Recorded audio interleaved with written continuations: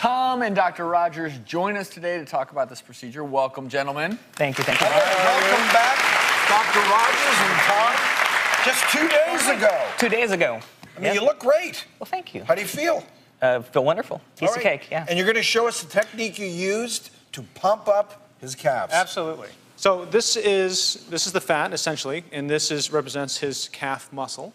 And we make little tiny puncture wounds, and we put the fat into the muscle fiber. And this is his own fat. His own fat that we got earlier from his abdomen. And this is very similar to when for breast augmentation we've done before. So or buttock augmentation, or even in the face too. Exactly, it's the same technique. You know, old days they would just squeeze it all in. You see how Dr. Rogers is doing these fine lines. You really see it well in the jello. And the benefit was that you removed fat from areas where Tom didn't want it and used that good fat where he did want it. If he ends up gaining weight later on, his calves actually get bigger, so he stays in proportion. Human beings in general don't have fat in the muscle. It's under the skin, it's around the muscle, but other mammals do. So this is a representation. I mean, this is obviously, we know what this is. But you can see it's all marbled. This is fat within the muscle fiber.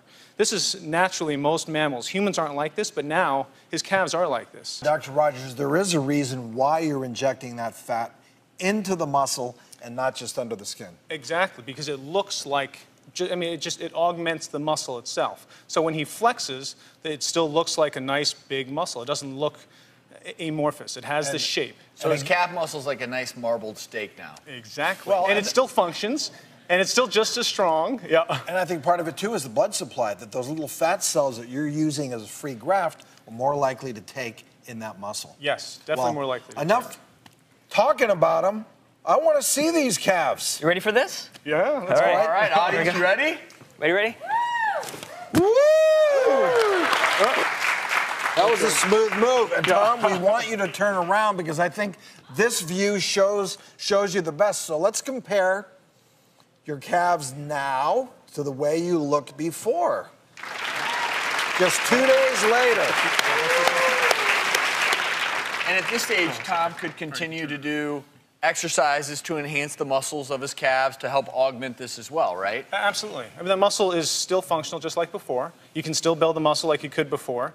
The calf muscle can be hard to build, though, just in anybody. And especially for some people, genetically, it's harder.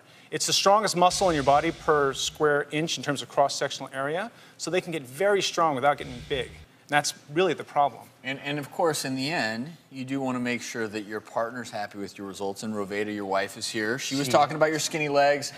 Roveda, what do you think of the big new calf muscles? Well, no more chicken legs now. That's right. That is the absolute truth. That's the right answer. So, Tom, you look great. Thank you so much. Thank you very much. Dr. Rogers, great work.